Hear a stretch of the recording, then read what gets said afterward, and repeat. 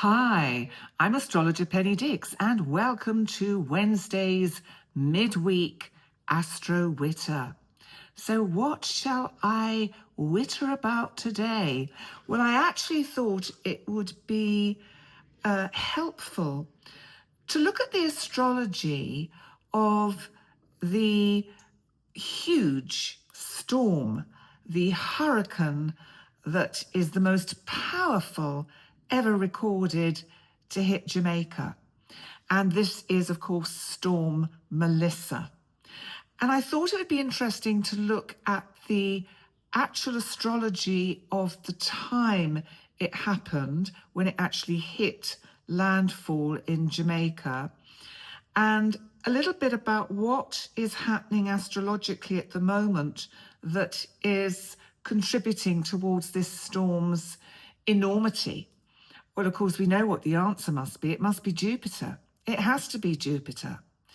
And I'll come to that in a minute, because I'm also going to actually have a little look at what is happening too with 3i Ataclas, our interstellar object of unknown origin and unknown organic or non-organic substance, that of course is today, the 29th of October, what is called as perihelion with the sun, which means basically it's conjunct the sun, which actually means it's gone behind it. It's out of sight.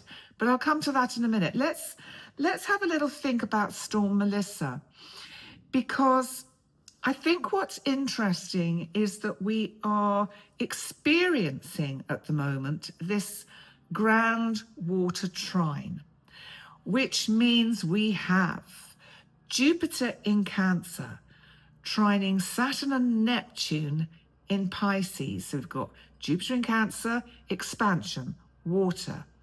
Saturn, Neptune in Pisces, water.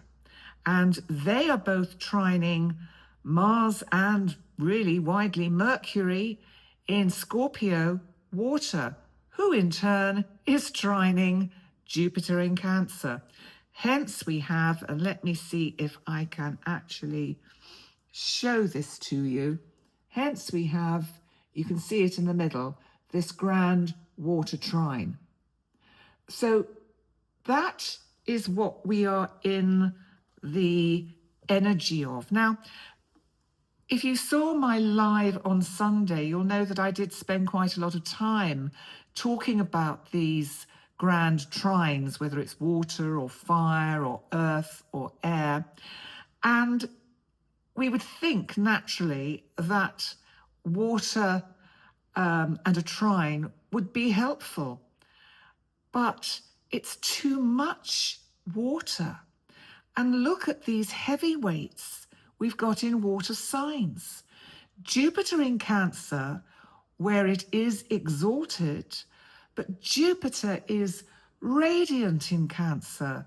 Jupiter is shining his light everywhere and expanding his benevolence and energy into this watery realm of Cancer, which of course is emotion, home, feelings.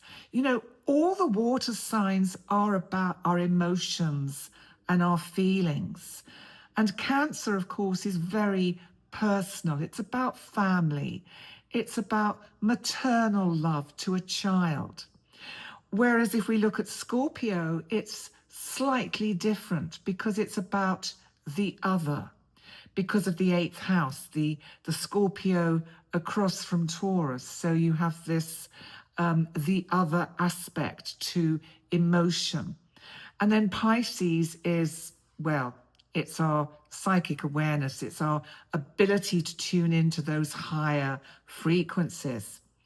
So bearing that in mind, we've also got some other water energy going on, which is Uranus retrograde in Gemini is, of course, trining Pluto in Aquarius in, what did I say? Uranus in Gemini is trining, Uranus retrograde in Gemini is trining Pluto, now direct, in Aquarius. Again, two massive energies. Uranus disruptive, the unexpected. It's heading back to Taurus. Taurus can represent the weather and, anything that is extraordinary to do with weather, with Uranus heading back to Taurus. And Pluto is about the tearing down of old structures, the clearing of the ground, the clearing the way. So again, this energy is so dominant of clearing.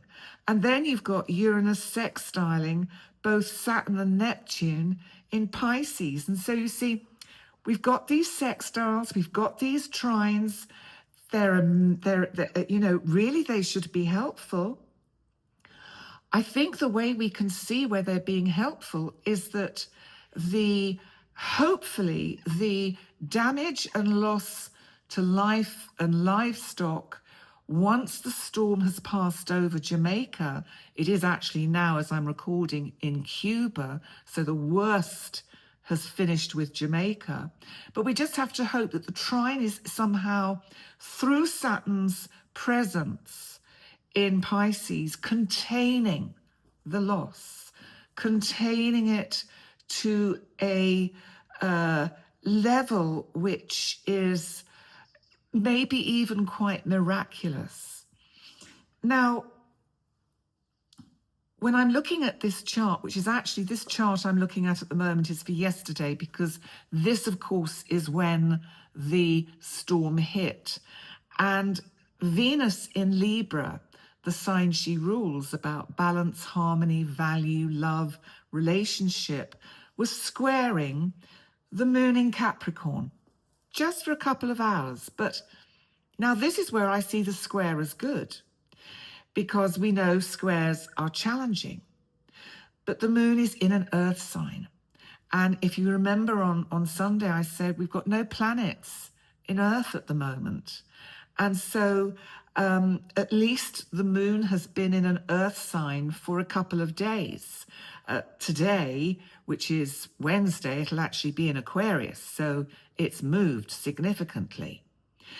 And that may also have been a saving grace, because the moon rules Cancer. The moon is water, emotion, feeling, overwhelm. It's interestingly, of course, at some point yesterday, it was in opposition to Jupiter in Cancer. So there you've got the expansion, but somehow the moon in Capricorn saying, yes, but let's make sure we've prepared.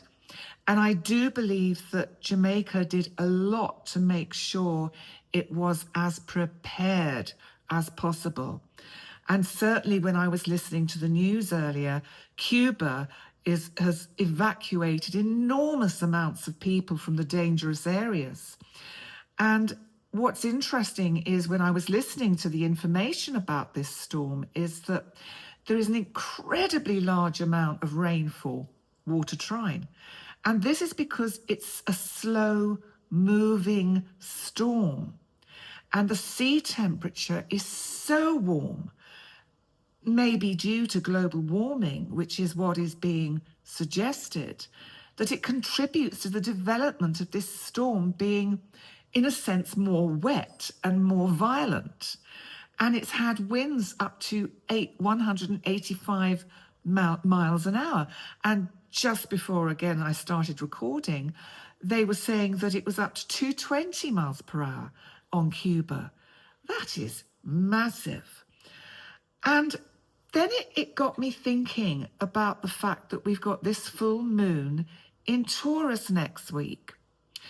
And of course, the sun, as we know, is in Scorpio, water. And the full moon is about, in Taurus. Taurus is about seeds and crops and agriculture, livestock, everything under that sort of heading comes into Taurus. And of course, the one thing that all these places that will have been affected by the storm, by Storm Melissa, the one thing they're really going to need are, and again, I heard this from a Jamaican talking on Sky News this morning, seeds. They are going to need billions, trillions of seeds to replant their crops once the storm is over. And you know, we don't often think about the impact it can have on a whole ecosystem, food system, let alone the structural damage and the damage to people's lives and literally physical death and loss and injury. So the full moon could see the beginning, even though it's a full moon about conclusions, it might see the end of the beginning of what's been going on with Storm Melissa in the Caribbean, and the beginning of looking at how they can make sure that they drain the fields enough to make them able to sustain being seeded again. And just to move on to the energy of today, we still have the Grand Water Trine, and Uranus today is in Gemini retrograde at 0 degrees and 21 minutes opposite, and this is interesting, Mercury, our planet of communication, just moved into Sagittarius at 0 degrees and 21 minutes. So by the end of today, certainly by tomorrow, more shocking news is likely to be revealed. And we can't know the nature of that, but that is really what this is about, because of course Mercury is opposite the sign it rules, Gemini. And they're both in mutable signs, so there is something coming out that is going to be quite, I think, controversial. I don't know whether this is in relation to the storm, and that's not what I'm suggesting, but I think it's a storm for someone. And there will be, around this time, more revelations coming out about, well, we know the kind of things it's likely to be. The British royal family, the Epstein debacle, everything of that nature could hit the headlines again. So let me just move on to the chart briefly of Storm Melissa when it hit Kingston, Jamaica, because this was at approximately 12:30 in the afternoon. And it's interesting because we've got the sun in Scorpio. We have Mars and Mercury at this point is at the anaretic degree of Scorpio. So Mars and Mercury are still conjunct, which is interesting because, of course, this is what we got. We got some, news, sort of extraordinary news, and they are both out of sign opposite Uranus. So it was a shock for Jamaica. Even though it was anticipated, it was a shock. Now, the fourth house is a Taurus house moving into Gemini. I'll just show you very quickly without managing to lose it, so you can just see. So the fourth house is Taurus, but of course, part of it is Gemini, which means Uranus is there. And the fourth house means the homeland. So this is actually about Jamaica. And this to me is saying that this will ultimately actually turn out to be an incredible rebirth for them. it has to be a rebirth because, so much will have been lost.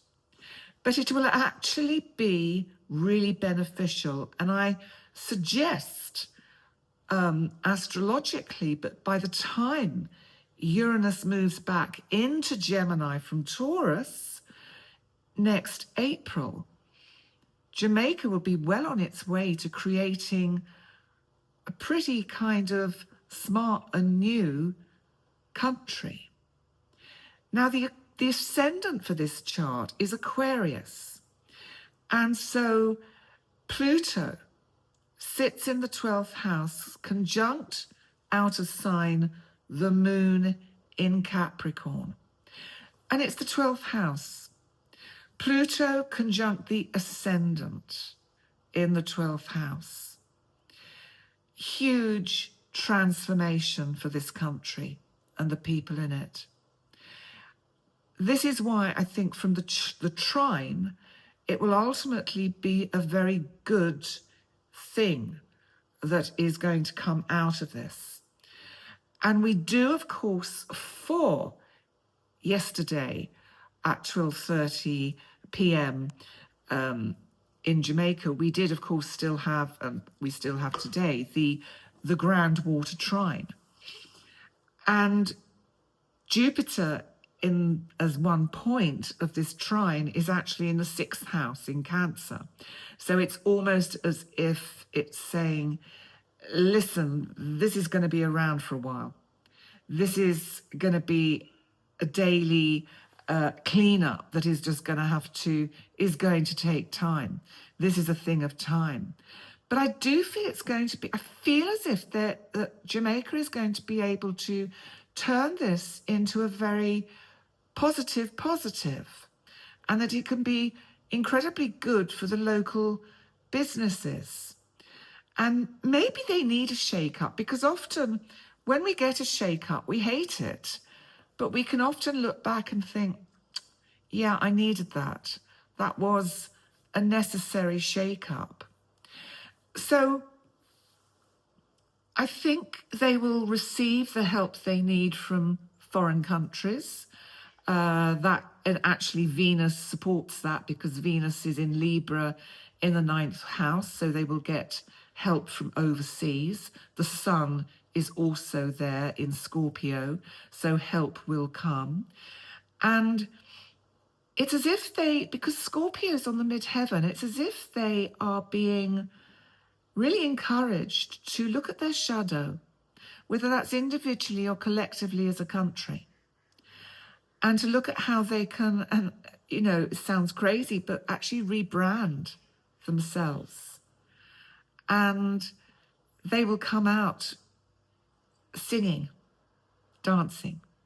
I think ultimately, in spite of what people may have lost, and I'm not trying to take away from the awfulness of something like this, but I'm thankful it's a Grand Water Trine and not a fix or a water Grand Water Cross.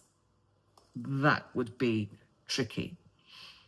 So that's what I want to say about Storm Melissa, because I think if you take it down a few notches to your own level of living in your own life, you can use the metaphor. What are you being flooded with? Are you being flooded by emotion? Is there an internal storm raging inside you? Are you being pushed to change, pushed to grow, pushed to let go of something? It's always worth asking that question. So then I looked at what 3i Atlas is doing today, because the 29th of October, it is perihelion the sun, which just means it's conjunct the sun. Now, it's actually, from the perspective of constellations, where it is from an astronomy point of view, it is actually now in the sign of Virgo, but we can't see it. And it will move through Virgo over the next few months. We won't get a chance to be aware of what has happened to it and whether it survived its journey round the other side of the sun. I think it's at the end of November. Now, why have I brought this up today? Well, partly because it is conjunct the sun. So there is a symbolism in this unexpected visitor that has arrived, that has actually gone straight to the top, straight to our heart, to the soul of our solar system. But also, I wonder whether the energy caused by this unexpected and unusual energy traversing behind our sun and knowing the sun's sensitivity to energy, and if it's the gravity of the sun and the plasma ejections, the solar storms, the solar fire that comes out. And as you know from not just myself, but many astrologers, and also Stephen Burns, who I'm always referring to, that the astrophysicist and geophysicist, that when the sun has things going on like solar storms, plasma ejections, solar flares, it affects what's happening on Earth. If it doesn't affect us by having earthquakes or volcanic eruptions, we will get extraordinary weather. And so I think the fact that 3i Atlas is behind the sun at the same time as planet Earth in the Caribbean is experiencing this massive mega storm Melissa, this biggest storm since recorded history, is significant. So that, does this actually mean that over the next few weeks before the sun comes out the other side, the 3i Atlas comes out the other side, assuming it does, that we may see more freak weather? Maybe it's just something we need to be prepared for. How does this affect us on an internal level? Well, I think it does. I think that it affects us on a very energetic and frequency level. So that a lot of people have been saying, and I've seen a lot of posts on Facebook and YouTube, how people are feeling as if we are on the brink of something. And it's as if 3i Atlas has instilled that in us. The unexpected, the wow factor of the universe and what that can mean. My sense is that what 3i Atlas is trying to encourage us to do is to look outside of ourselves and to recognize, as I think I mentioned in my full moon video, our awesomeness. The fact that we are just the most amazing, awesome beings. So, it does have an effect. If the sun is having an effect on our weather and the tectonic plates, as does the moon in connection with the sun, and 3i Atlas, who is an unexpected visitor, is having an effect on the sun. I mean, the sun sent out a solar burst to almost like greet 3i Atlas. I got that from Stephen Burns, which was just fascinating. This stuff is all alive. It's all conscious. It's just so super exciting. And so I think the way things are unfolding, that, hang on, I'm just typing something in because I forgot to get up some quotes. So I'm just putting this in. So I'll just witter for a minute while I'm trying to multitask and do that. There we go. And it'll give me some quotes. There we go. They're all coming up, all coming up. Oh, good. They're all here. Good old Chat GPT. If you haven't used it yet, do. It can be ever so helpful. And what I've actually asked for. So anyway, just to round off what I was saying, the storm, three-eye Atlas are metaphors in our own lives. You will know where this might be affecting you. If you know your chart well, think about what's going on in the sign of Virgo in your chart, where three-eye Atlas currently is. It will then move off into Leo because it's heading after Christmas and the New Year towards Jupiter. And I think it meets that next year, but I can't quite remember. I'll have to look that up. But there is something for me that is so potent about these energies. And it reminds us that we are living in a very alive universe and that we have to respect it, and we have to respect the weather, the cosmic storms. And it really is a message to us. It's a big lesson.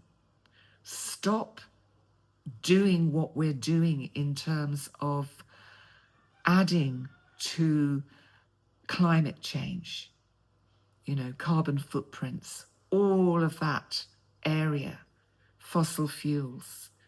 If we can cut that down to nearly zero, find alternatives to use for energy, the sun, solar power, hello. Anyway, I've got some quotes which are about surviving the storm. And let me have a look and see whether we go. I probably won't read all of them. I'll just pick out the best ones. Okay, so this is about resilience and strength. Timber Hawkeye said, "You can't calm the storm, so stop trying. What you can do is calm yourself, because the storm will pass." True. There's an unknown quote here which is rather lovely. "The storm is not in your way. The storm is your way."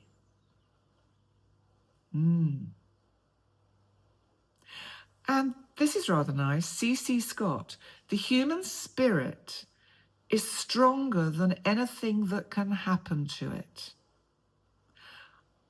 I do believe that.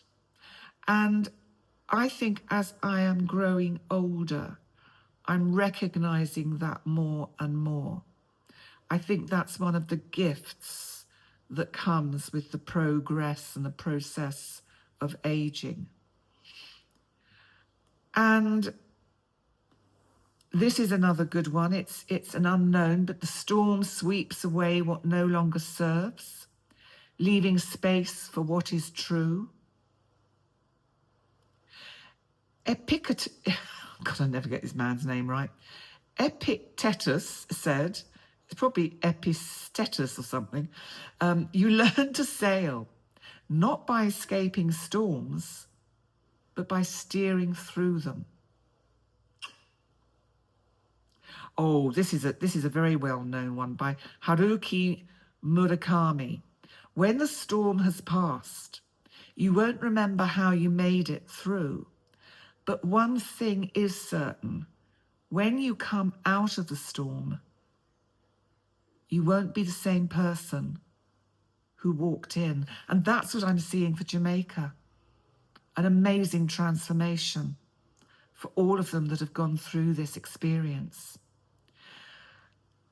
And let's see what else we've got. Vincent van Gogh said, "There is peace even in the storm." An unknown quote is, "The stars still shine above the tempest. You just need to wait for the clouds to part." And let's have a look. What else have we got? Let's find...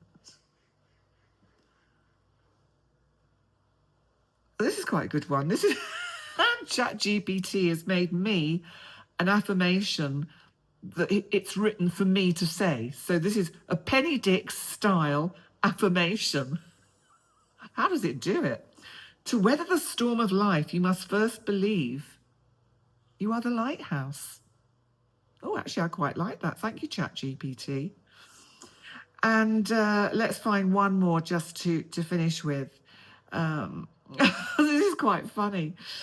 Vladimir Nabokov said, "Do not be angry with the rain. It simply does not know how to fall upwards." I think we'll finish on that one, on a funny note. That's brilliant. I love it. So there we go. So Penny Dix is now in ChatGPT with an affirmation. Oh, dear God, when will it all stop? And where will it all end? Yes. So listen, if you haven't seen my full moon video, the one that's in the full moon video in Taurus, and they're all time-stamped, all the 12 zodiac signs, and some people have been commenting that they're not getting notifications. All I can suggest is you go back to the home page of the channel and maybe you unsubscribe and subscribe again and then click notifications. I don't know whether that will make a difference. It's nothing my end. I'm not doing anything.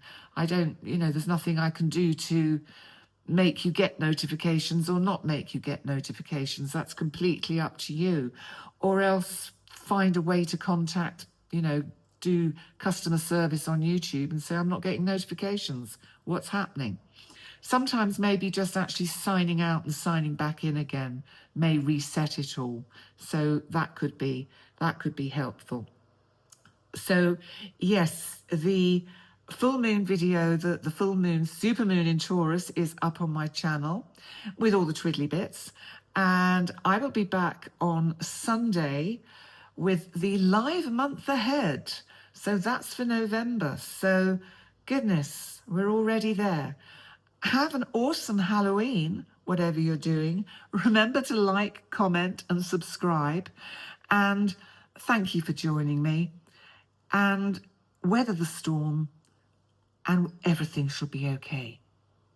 Okay, lots of love. See you soon. Bye for now. Bye.